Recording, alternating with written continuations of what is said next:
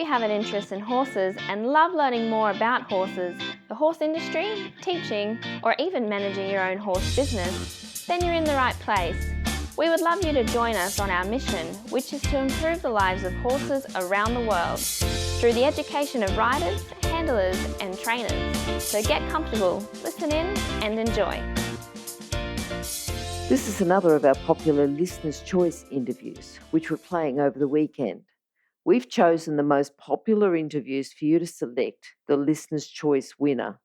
If you're not sure how the Listener's Choice competition works, have a look at horsechats.com/choice for the rules and the leaderboard. Horse welfare and safety are of utmost importance where humans have any interaction with horses. Within the courses at International Horse College, we only utilise methods that promote safe and humane ways of interaction between horses and humans. We only support safe methods of educating riders, handlers and trainers about horse welfare. internationalhorsecollege.com, registered training organisation 31352. Our guest today is Trish Braithwaite. Trish is a jumping, eventing and dressage specialist, coach, trainer, and she's also a dressage judge. How are you today, Trish? Great, Glenys. Thank you. How are you? Yeah, good. Looking forward to this now. So, Trish, we normally start off with a favourite quote. What have you got for us? Well, I did actually have a little bit of a think about that. I don't have a favourite quote per se, but you know what? Everything that comes out of the mouth of George Morris is gold. Yes. And I'm always really interested to see things that he says and look at the clinics that he runs and the training that he does. It's really inspiring and really fits into how I like to train too. So, yeah, I really love everything from George Morris. Okay. Have you got something, Trish, that you find yourself saying when you're teaching again and again? You know, just something that you find yourself repeating with people. Well, you know, I always like to bring the rider's focus back to their position, how they're sitting on the horse, and that starts with their seat.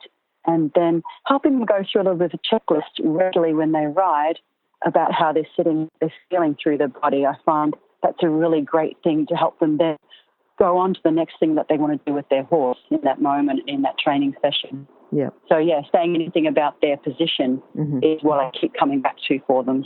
Okay, good. Trish, tell us about an early memory. You know, it might have been the first time you were with horses or just something that happened earlier on when you were quite young. You know, I'm sort of trying to think, you know, different things happen to people when they're young. What have you got for us? I was very lucky when I was young. I didn't come from a horsey family. I was the middle child. But I guess I don't really have a memory of, but I must have really hassled my parents a lot. And I remember when I was about 3 years old, my father took me to try out sports. I think it was only a little pony, but when you're 3 years old, everything seems enormous to you. And I just jumped on its back and off I went. I had no idea what I was doing, and my father didn't know anything either. and that was the beginning of my life, really. And so you bought the pony? I guess the pony, I think it was 17 years young when we got it there. And lived through to about 33 and took me through some pony club experiences and gymkhanas and sports days. And, really got the ball rolling. And then it's been a succession of horses from since then, Yeah. Well, that's a good memory. And good that the pony was so good that you were able to have a great start with it. Yeah. Yes, very lucky. Yeah. Now, Trish, you know, you're a professional coach. Were you always going to be a professional coach? Were you always going to have a career with horses, or did you go and do something else first? What happened?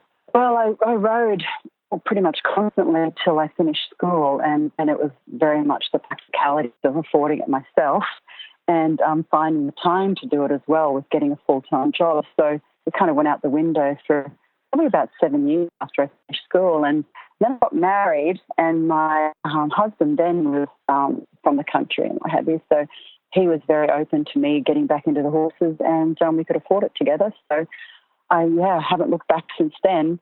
I've always enjoyed riding and competing, and I never really thought about being a coach. I had started as a dressage judge before I started coaching. But it was an opportunity when I was living in Southeast Asia through the Equestrian Australia coaching program that they were running over there with Chrissy Johnson, Sue Leslie, came over, and Irene Marine came over often to that program. And I just went with that and found that I do actually really enjoy teaching now. And certainly writing is my first love, but now finding that I can help other writers find their way too has been really exciting. Yeah, yeah.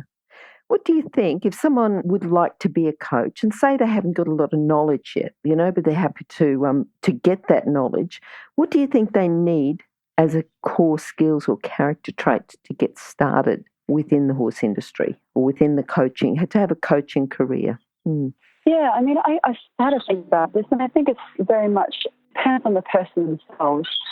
For me, it has been not just being a coach and learning those skills about coaching, also learning a lot about psychology and how to help people learn in different ways you can do that, but also developing your skills into a business and then having some business now. And I think there's not one particular area that we can go to for our training, developing our skills. I think we have to go to a few different areas to learn how to run our business as a whole as a coach.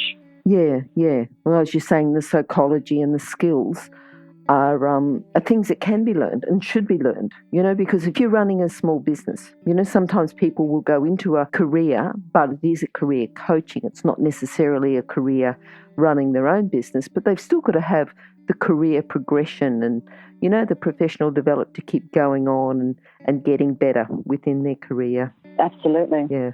And when you're a sole business operator, or like many coaches are, up to you to make sure that you're doing that professional development and guiding your own career yourself. Because nobody else is really going to do it for you. That's right. It's not just about I want to be a better rider, but I want to be a better rider. I want to be a better coach, and to be increasing your teaching skills and your awareness, but then also to be increasing your business skills as well. Yeah, absolutely. And we forget about that. We need to make our way in life and pay for things, and developing our business is a really important thing as well. Yep. What do you think then is the best thing about working in the horse industry and having a business in the horse industry? Oh, yeah. Well, for me, I wouldn't give it up for the world. I don't think it's going to make any of us coaches particularly a millionaire, but being out in the environment, being out in these beautiful days in autumn in Brisbane, it's just magic. And being involved with horses all the time. I don't have my own horses anymore. People are always very surprised when I say that, but I've had my own horses all my life. But since I moved back to Brisbane in the beginning of 2009, I haven't had my own horses, but I've had access to ride my students' horses and also do some training, and that's been very important, but also been completely fine for me to not have my own horses and just, be involved in the training of my students. So, and finding the time and finding the resources financially to have your own horse. I often get asked, particularly by parents, how much should we budget? And I don't know, how long is a piece of string? When it comes to horses, I really believe that you have to be able to afford to give them everything that they need. And not just everything they need, but everything that they require to be at optimum health and happiness. So, it takes a bit of money to do that. So it's a commitment. Yeah. And bringing in your business skills, you look at something, and I think you do get to a stage as a coach that I suppose I've been at that stage where I think I don't need a horse. I can ride students' horses. I've always got access to ride, but I choose to have my own horse. But I think you're right. I think you get to a stage where people are giving you horses. Can you ride my horse for me? Can you train my horse for me? Can you do whatever? That's right. And I think, if I was to have my own horse, I mean that would be, how long it can take for you to train your horse every day, or maybe not every day, and that takes a lot of time away from work. Yeah, and as far as to then working, of course, as I do, and then also be sitting in the paddock, having a nice life. Not doing very much. So, yeah. Okay, now tell us about people who've influenced you and helped you in your career. You mentioned a couple early, I think Chrissy Johnson and Sue Chandler, was it? Sue Leslie. Sue Leslie. And also yep. Susie Cunningham, have been really instrumental in me becoming a coach and developing my coaching skills. Susie Cunningham, Marion Beckles-Marine have also helped me in my judging career. I've found that, my professional development in terms of my writing skills and my coaching skills, have been influenced quite a lot by them, but also becoming a judge has been the way that I've been able to get out there, not having my own horse, being involved in clubs, being involved in competitions and seeing, who's out there doing stuff. So that's been a really interesting way to do that and developing my skills as a coach, because not all my students are competitive riders, but those that are, it helps me help them find the progression and the pathway for their training. Yep. So that's been a really interesting thing to do. But not only that, but as part of my professional development, I try to travel every 2 years and travel overseas to go and to build my skills as a rider and as a coach. And I started off in 2012 going to Portugal and riding with Rodrigo Matos, who was formerly of the Portuguese School of Equestrian Art, and of Morgado Lusitano, and getting to know the Iberian breed through him, and also had the opportunity to play around on high-level dressage horses and having a bit of fun with that. As you mentioned in our preamble, I actually went to ride with Anne Gribbons in 2014. She's looking to be the head of the ground jury at the WEG this year, so that was really exciting to see her coming up to do that. But she had come over to Brisbane to do a judges clinic through Equestrian Dressage Queensland here, and she really made a lot of sense to me. I love the way that she explained things, and so I thought, well, that's who I'm going to go and ride with this next time that I go over. So I went a month with her in Florida. Yep. On little Pre-St. George horse that she found there for me to train on, and it was where I really found a real joy in terms of the way that I ride. Yep. And also observing her coaching skills was so interesting.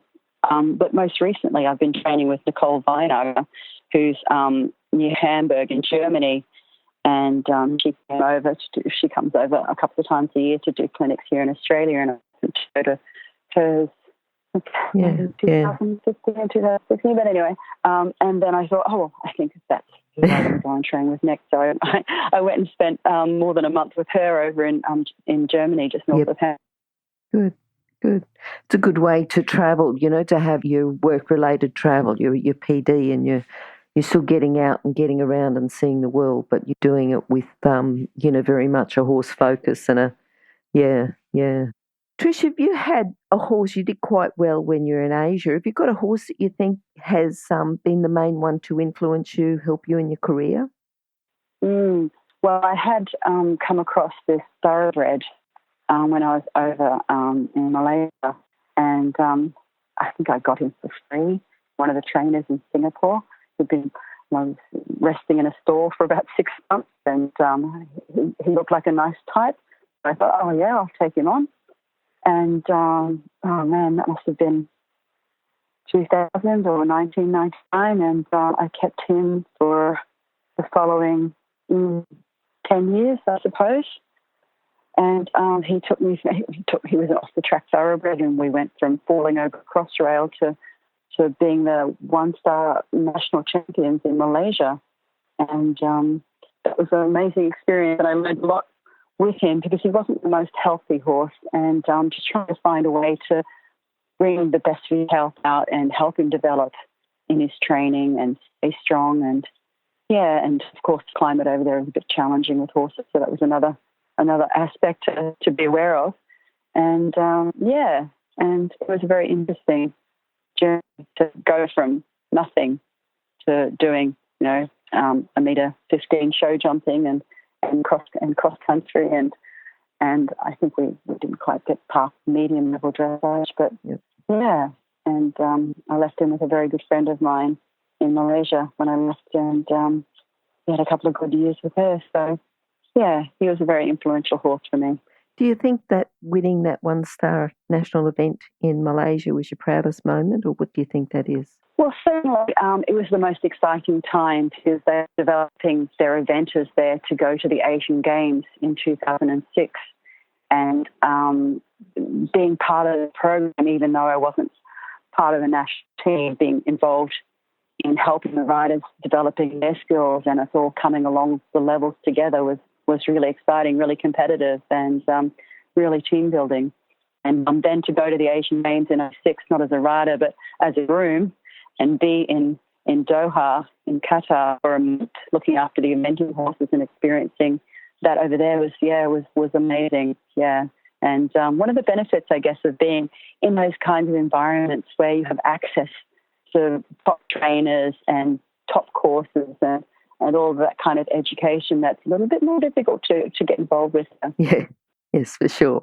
I'm just thinking about the challenges that you would have faced in Asia. You know, you said the weather's a bit difficult and, you know, your horse wasn't as sound. What do you think, you know, for people that are going into a different country, what do you think is the biggest challenge? Even, I suppose, to come back to Australia, what do you think is the biggest challenge? Not so much to come back to Australia, but to go into a country that you haven't been to before and become involved in the horse industry. Yes, well, certainly being in Malaysia and being around horses in a tropical environment, it's not very horse-friendly, and you have to be very careful about monitoring horses' heat levels and stress levels and electrolytes and things like that, and the right kind of feed for that kind of environment. And, yeah, so that was interesting and very educational in terms of care, because the veterinary care for horses over there has developed a lot in the last 20 years, and seeing that development while I was there was really interesting. Going to Florida and being in a very similar environment over there, actually, seeing how the Americans handled their horse care over there. I mean, I managed myself in terms of the hot weather here with drinking a little bit of powdered Gatorade and water, and in Florida they actually feed it to their horses in their feed. It's quite cheap over there. So that was interesting. Now I just give them a scoop of Gatorade in their food, and that's their electrolytes. Yeah. And that's in a Grand Prix stable. And then being in Spain and Portugal and in the cooler climate there and seeing how, and then the Iberian horses are a different breed again, and seeing how they match their horses from day to day is they're interesting. They're the various places I've been around the world. And of course, Germany. When I was there, it was terribly wet, very cold, and then very hot as well. Apparently that's quite typical for Hamburg weather. But and then, again, seeing how they had a lot of Icelandic ponies there, which is very fun to see them and be with them, and also warm bloods and and of all different kinds. And it was very interesting to experience all those different environments. What would you say to someone who's going into another country, just as a general thing, you know, things to look out for, things to help them if they're going into a different country, different climate, different place to work or to be involved in the horse industry? What would be your advice? Well, I think wherever you go, it's best to get involved with good people. Mm-hmm. The places that I've been have been because of the people that I've met. Yes. And having a mentor and having someone to guide you and show you the way is, I think, it's everything. And very important to get involved with good people who are going in the way that you want to go and jump in with them. Definitely. Yeah, otherwise, you're kind of like a bit of a loose end. Yes. It's not just getting involved with the locals, but it's getting involved with the locals that you feel you want to be mentored by so you can go and learn stuff. Absolutely. Yeah. Absolutely. And getting out and about and meeting more people and different people can really help you find your way and make your own decisions about which direction you want to go with everything. Yep.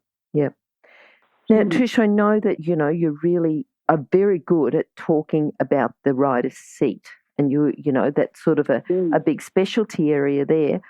If you go in to a new group of riders or you're going to do a clinic, what's a common fault that you see with riders and with their seat, and how can they fix that?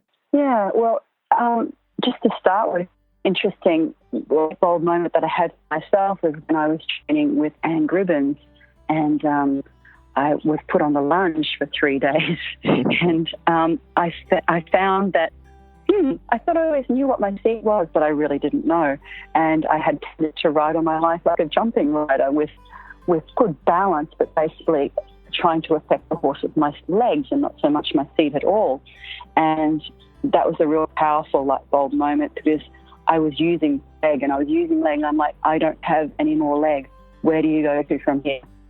And now I have found that you forget about your legs most of the time and you ride your horse through your seat. And that doesn't mean power, that just means influence. Mm-hmm. And I see a lot of riders these days that, they've had a lot of experience, but not a lot of theoretical knowledge. And they have a lot of good balance, and but they're not really aware of what they're doing. And as I was, trying to use a lot of leg and more leg and more leg, and you eventually get to the point no more leg in your poor little body to use on a poor horse. And so finding a softer, gentler, more effective, actually, the way of influencing a horse. And so helping people know what the physicality is of their seat, how to use their seat, how to involve their legs, how to involve their hands to have a complete picture of great communication through their body to the horse, and also receiving the communication back from their horse and all the little things their horses are telling them. And then, that circular current of communication is just, gives me goosebumps when I see that really working between the horses and the riders. Yep. If you're an equestrian coach or a horse riding instructor, or even if you aspire to be one, have a look at the free video series for horse riding instructors on the Horse Chats website. Go there now, have a look, horsechats.com. Okay, now what about a book? Have you got a book that you can recommend? Oh, have I got a book? I absolutely love, and I find it's my Bible, is Suzanne von Dietz's book, Balance and Movement. Yes. And she explains all of these things. She's a physiotherapist and also a rider, dressage rider, and she really gets into the nitty-gritty in a very simple and effective way with lots of pictures, simple descriptions about what's the body, how to use it, how it's used, the physics, the biomechanics involved in the person's body, and how it connects with the horse. And I remember thinking of this years ago, I wonder what I could do to study, how the integration between the rider's body goes to the horse's body, and that continual loop of communication between each other. And she really explains all of those things in that book, and I reread it and reread it. And I have a lot of other books that I should read too, but I keep on coming back to this one. Do you? To remind myself of all those bits and pieces that are important. Yeah. Good. And thinking, where are you planning on going next for your travel? Did you say? Oh, well, yes. I have been mixing it up these last few years and going to places, but now that I've found Nicole Weinard, I think that she's the one I would like to go to and train more with. Okay. Yeah. Yes, I'm actually hosting her clinic when she comes to Brisbane here in September. So that would be a great opportunity to get together with her again, and then hopefully look at next year going back over and doing some training with her again. So, yeah. What else are you looking forward to? I think just getting to better weather. Now we've had a lot of cooler rain weather, in the beginning of this year. Yeah. Well, cooler weather, yes, and a bit drier weather for a little bit.